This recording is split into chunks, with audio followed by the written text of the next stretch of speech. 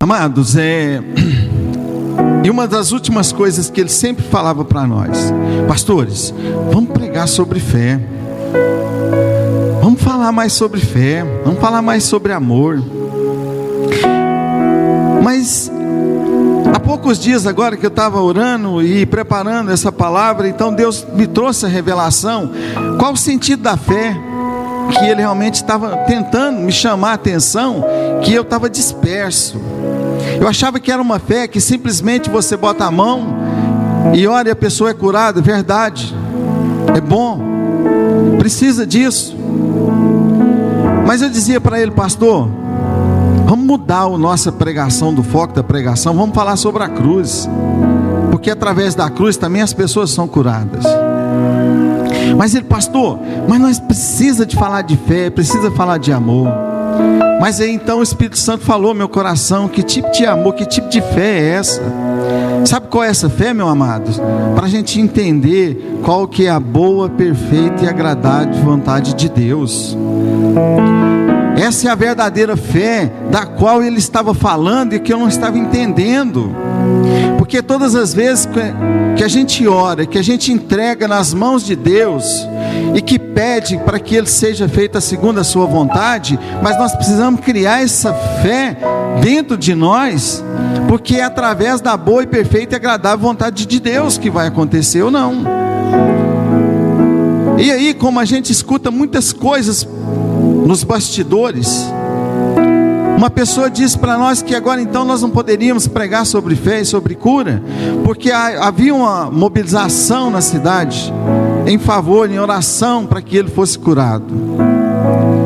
Nas regiões, eu tive em Capinópolis o pessoal, todo mundo falando sobre isso. E aí a pessoa chegou para mim e disse: pastor, então agora nós não podemos mais pregar, nós não temos credibilidade para falar de fé e nem de cura.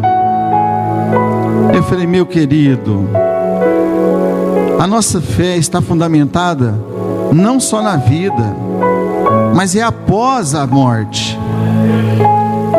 A nossa fé tem que ser fundamentada aqui na terra, queridos, não é no que eu vejo, no que eu toco, no que eu tenho, no que eu possuo, no que eu vou conquistar. Não, queridos, nós precisamos ter fé que a vida começa logo após a morte. Então nós não podemos, eu disse para essa pessoa, nós não vamos calar, nós não vamos parar de pregar sobre essa fé. Nós não vamos parar nunca de orar, porque eu tenho certeza que as pessoas vão ser curadas. Pastor Protásio, ele nos ensinou isso, e ele cumpriu todo o seu propósito, e Deus falou assim: filho amado, chega. Você agora fez discípulos, pessoas que vão tocar essa obra. Olha aqui essa igreja, amados, que lindo, que maravilha, que obra que Ele deixou. Então, queridos, então nós precisamos de ter fé, é para crer, depois que nós fecharmos os olhos, para onde nós vamos, porque é ali que começa a verdadeira vida. Ou nós vamos estar com Cristo, ou nós vamos estar com Satanás. A escolha somos nossas. Agora, de que maneira nós vamos escolher? É ouvindo a verdade. João 8,32, que o pastor falou aqui, é conhecendo a verdade de quem? De Cristo, para que nós sejamos libertos da religião, libertos dos nossos achismos, libertos das nossas condições financeiras, que achamos que isso nos dá um suporte. E meu querido, nessa noite eu quero falar de um cara que viveu todos esses processos. Um cara que sofreu demais. Eu vou tentar ser bem rápido aqui, senão não vou conseguir. Abra comigo as suas Bíblias no Salmo 62. Vamos continuar falando da vida de Davi aqui.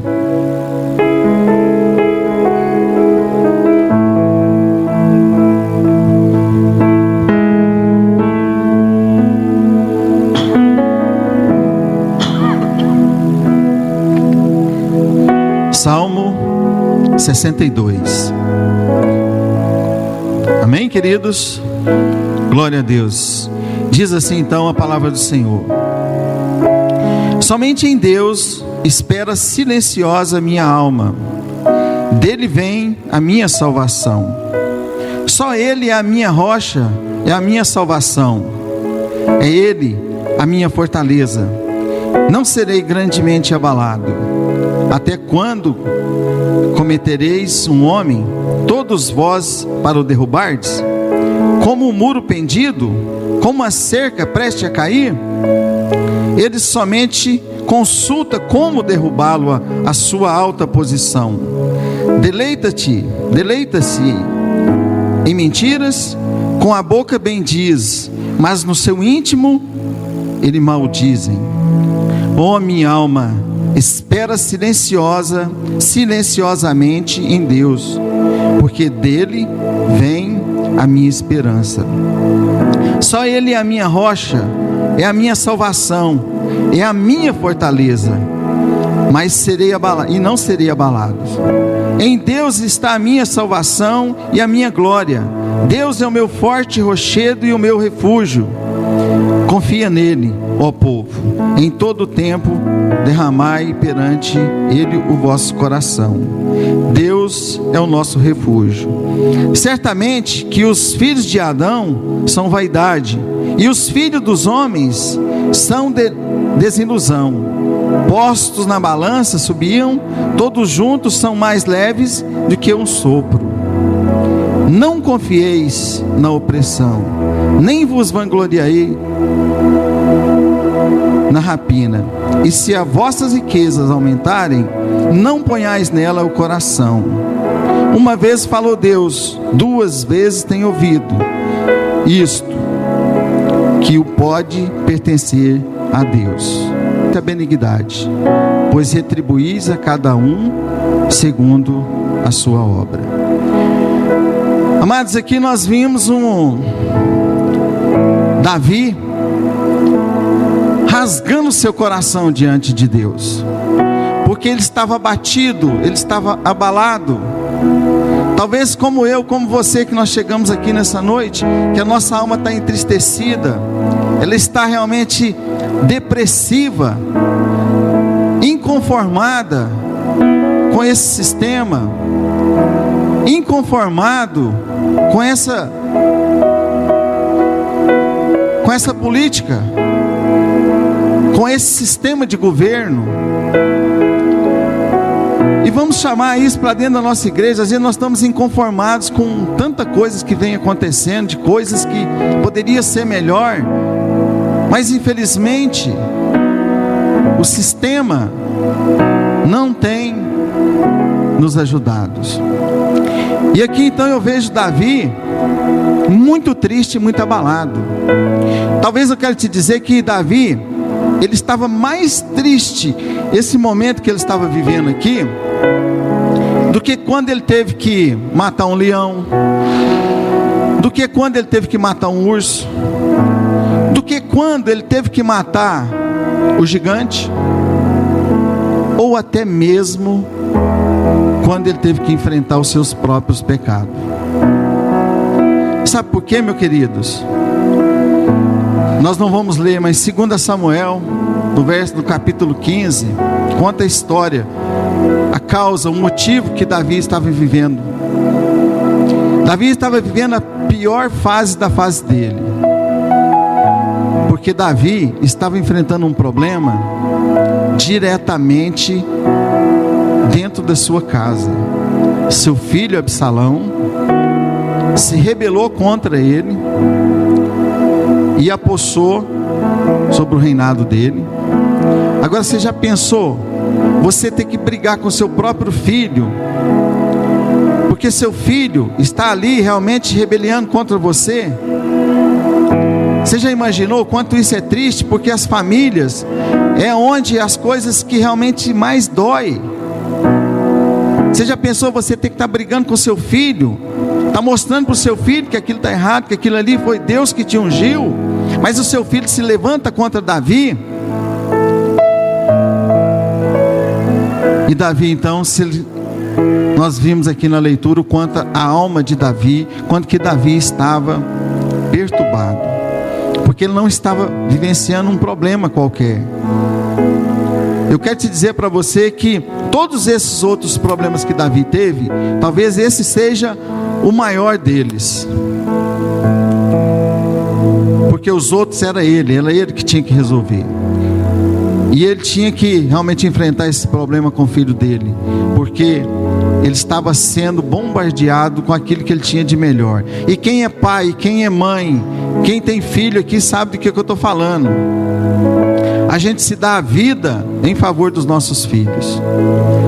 Então às vezes você chegou aqui achando que você também está com um problema grande, mas quando o pastor diz aqui: venha comer realmente com esse pessoal, com esses andarilhos de ruas, que você vai conhecer a verdadeira vida. E é disso, meus amados, que nós precisamos nos dias de hoje. Nós somos muito conectados, muitos informados. A informação ela é muito rápida, mas às vezes nós não estamos tendo esse entendimento.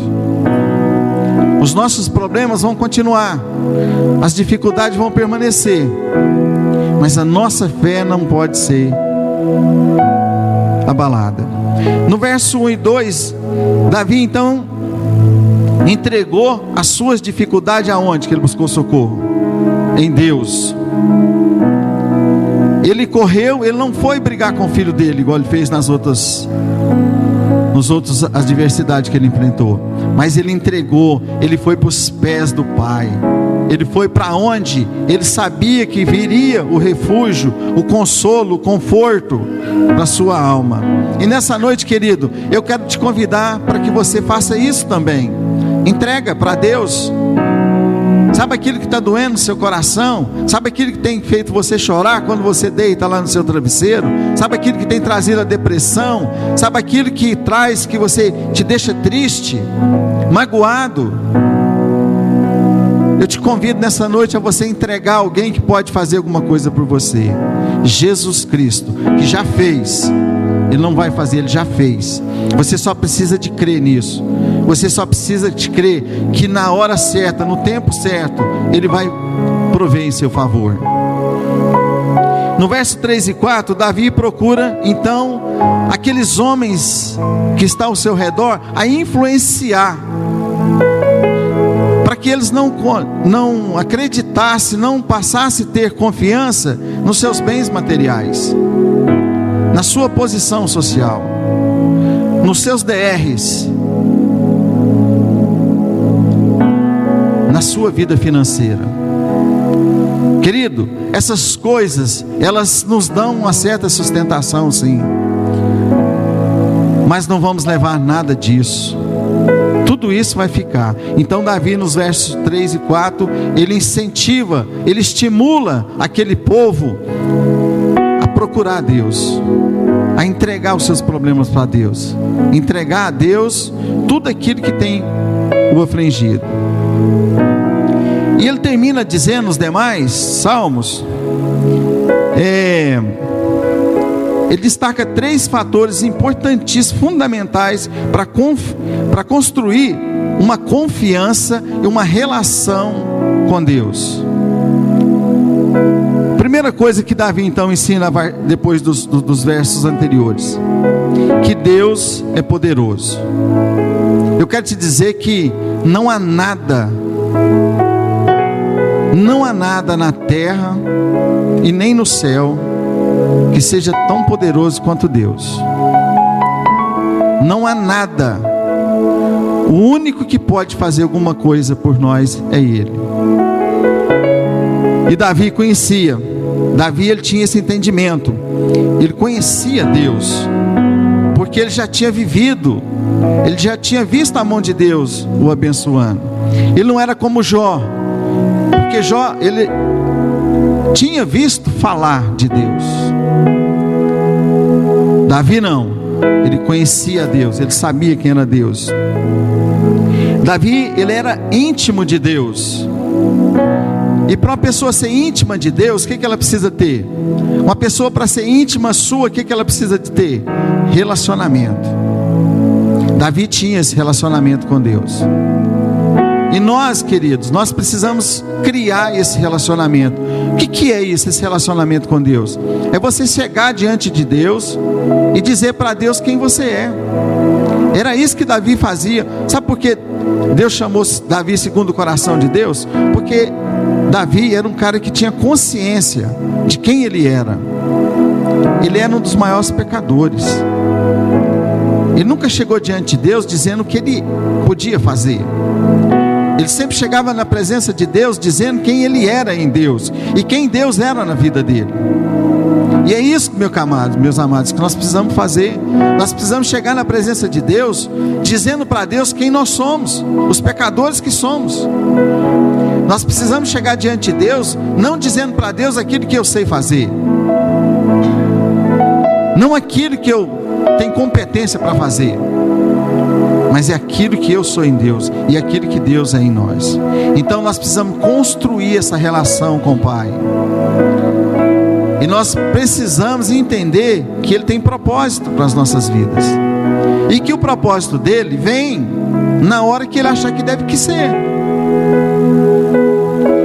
Porque se eu crio minha expectativa em Deus somente naquilo que Ele pode fazer em meu favor, o dia que Ele dizer não para mim, eu vou me abandonar, eu vou sair. Eu não quero um relacionamento com uma pessoa dessa. É igual uma pessoa que aproxima de você pelo que você pode fazer por ela. As pessoas se aproximam para ser na vida do outro, para somar, para edificar. O dia que nós entendemos isso, a nossa relação com Deus, ela vai ser muito definida. E nós não vamos ter mais crises. Não vamos ser aquela pessoa, né, cheia de crises, de identidade, quem nós somos em Cristo Jesus. Nós falamos nesse final de semana, um estudo nosso do discipulado, porque às vezes se gasta muito mais tempo com aqueles que sabem do que com aqueles que ainda estão neófitos na fé. Então nós precisamos, essas pessoas que já entenderam esse propósito, a somar, porque o que estão chegando de gente que precisa de ser abraçado, de ser amado, e é disso que Jesus está falando. É disso que Davi falava com Deus. Ele mostrava para Deus quem Deus era na vida dele. No livro de Marcos, capítulo 10, 24, não preciso de abrir. Jesus, fixando os olhos neles, respondeu: para os homens é impossível, mas não para Deus, porque para Deus tudo é possível. O que tem sido impossível na sua vida? O que você tem olhado e não tem visto solução? É uma enfermidade? É um problema familiar? Um problema na sua casa? Eu não sei, eu sei os meus. Mas tudo aquilo que é impossível de você resolver, creia nessa palavra. Não para Deus, porque para Deus tudo é possível. Ele continua dizendo aqui no Salmo 23, no verso 4: ainda que eu andasse, ainda que eu ande pelo vale da sombra da morte, não temerei mal algum, porque tu estás comigo, a tua vara e o teu cajado me consola. Meu amado, talvez você está andando realmente pela sombra do vale da morte. Quando isso acontece na nossa vida? É quando realmente nós chegamos nessa condição que fala: Deus, agora eu não dou conta, agora é só um milagre. E foi isso que nós fizemos para Deus. Apresentamos a vida do pastor Protásio diante dele. Deus, a médica me disse isso. Pastor, eu vou dizer duas coisas para o senhor. Perante a medicina, impossível. Tudo que era possível, fizemos. Tudo que estava em nosso alcance, nós fizemos. O que nós vamos fazer agora, medicina? Manter ele clinicamente bem. Agora vocês creem num Deus acima disso. Então vocês creiam nisso, se apeguem nisso.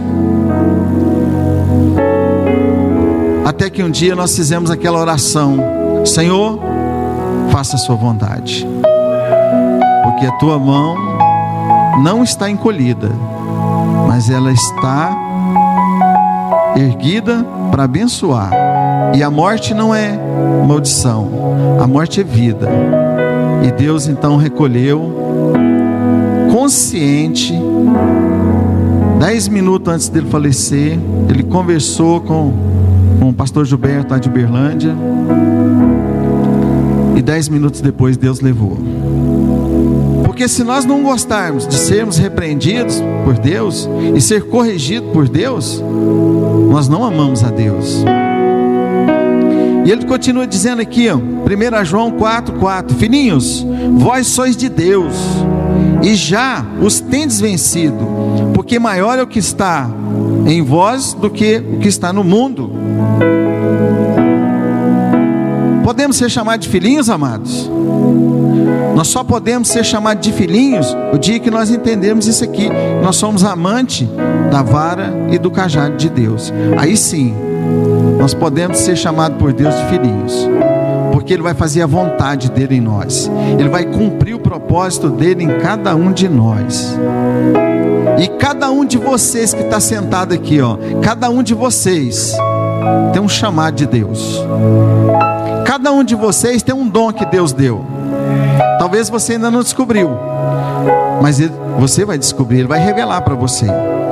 Ninguém nasceu sem nenhum dom. Todos nós temos um dom recebido de Deus. Descubra. E não vai querer fazer aquilo que o outro faz. O maior problema, às vezes, que acontece é porque eu queria fazer aquilo que o pastor faz. Não, aquilo que o pastor faz, o pastor já faz. O seu dom é para você exercer o dom que Deus te deu. E aí se torna um corpo, então, bem ajustado. Um corpo bem ligado. E aí o corpo bem ajustado só tem que dar certo. Amém, queridos? Já estou quase terminando aqui, viu, pastor? Segunda coisa que Davi então diz aqui, ele conhecia a graça de Deus. Davi era um cara que vivia pela graça de Deus, porque ele, sabendo quem ele era, se não fosse a graça de Deus na vida dele, nada se cumpria. E é isso que eu quero dizer para vocês: se nós não crermos na graça de Deus, na misericórdia, na bondade, no amor de Deus, nós estamos fuzilados, porque nós continuamos ainda pecadores, continuamos ainda nesse mundo difícil, tenebroso, mas cremos na graça do Senhor. Atos 15, verso 11 diz assim: mas cremos que somos salvos pela graça do Senhor Jesus, do mesmo modo que eles também. No livro de Romanos capítulo 3, verso 24: sendo justificados gratuitamente pela sua graça, mediante a redenção que há em Cristo Jesus. E ele fecha em 2 Coríntios 9, 8: e Deus é poderoso para fazer abundar em vós toda a graça, a fim de que, tendo sempre em tudo e toda a suficiência, abundeis em tua boa obra. Terceiro fator então que ele descreve aqui para a gente estar fechando: ele distribui segundo as nossas obras. Mas a palavra de Deus parece ela ser um pouco contraditória, porque Jesus ele fala sobre as nossas obras. Ele diz que as nossas obras para Deus são trapos de imundície. Aí você fala: mas como assim? Ele vai retribuir segundo as nossas obras? As nossas obras. Agora, as obras dele em nós é diferente, aí já muda. As nossas obras são como trapo de imundície para Deus, mas as obras de Deus em nós, Ele vai nos retribuir segundo o que Ele diz, que está em Romanos 2, 6, que retribuirá a cada um segundo as suas boas obras. Percebe-se que em nós, o próprio Jesus então diz que as nossas obras são um trapo de imundície. Mas ele está falando das nossas obras de quem? Do Espírito Santo que habita em nós, e através de nós, o Espírito uma vez em nós, vamos produzir uma boa obra. Ele continua dizendo aqui em João 1,11: veio para o que era seus, e os seus não o receberam. Percebe, amados? E aí nós somos os gentios, né? Que fomos agraciados pela graça de Deus, e por isso nós recebemos essa graça em favor de nós. E ele fecha em Apocalipse 22, verso 3, dizendo: bem-aventurados aqueles que leem, e bem-aventurados os que ouvem as palavras dessa profecia, e os guardam as coisas que nelas estão escritas, porque o tempo está próximo. Queridos, para a gente finalizar, 3 coisas fundamentais nesse versículo. Não tem como nós ouvirmos se nós não lermos. Não tem como nós profetizar se nós não lermos.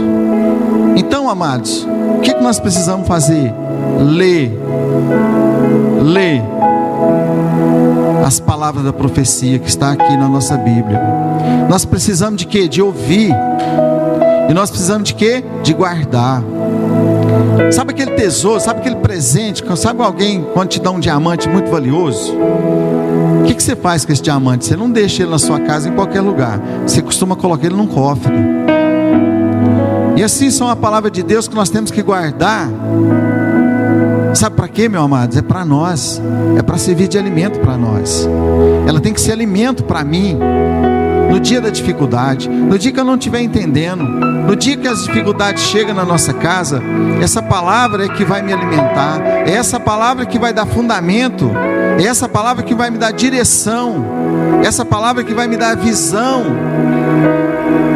Só através dessa palavra, meu querido, é possível nós vencer o mundo.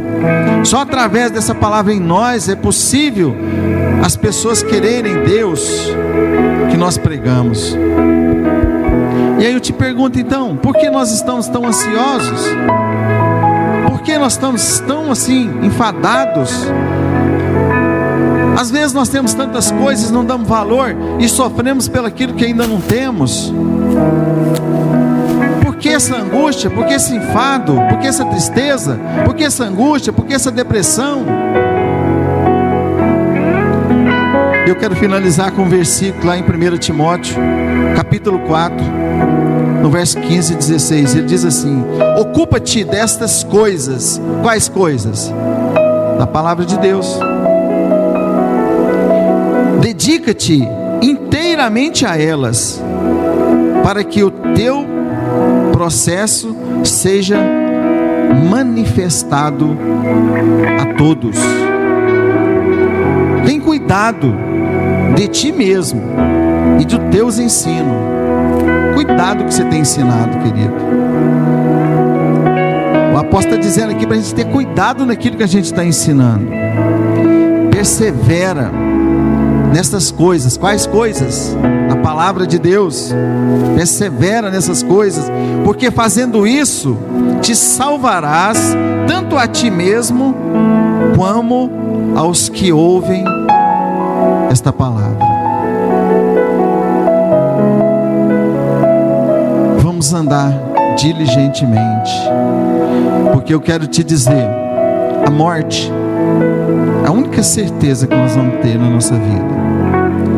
E morrem velhos, morrem novos, morrem crianças e morrem adolescentes. Quando nós nascemos, nós recebemos uma senha. E todos os dias Deus está chamando por esse número. E esse dia nosso vai chegar. E aí eu quero finalizar com aquilo que o Paulo Júnior diz lá no velório do pastor. O que as pessoas vão dizer de nós? Qual o legado que nós vamos deixar para essa geração?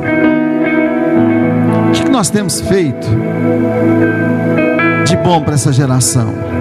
Será que eu tenho sido egoísta? Será que eu tenho pensado em mim? Eu quero te dizer uma coisa: o pastor Protásio Ele morreu sem nada.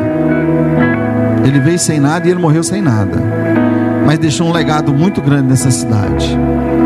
E eu sou grato, porque ele confiou em mim, talvez uma hora que ninguém confiava. Foi num momento que eu estava em grande tribulação, como o pastor Lúcio já viveu. Ele confiou em mim. Ele me chamou para andar com ele. E me ensinou princípios maravilhosos.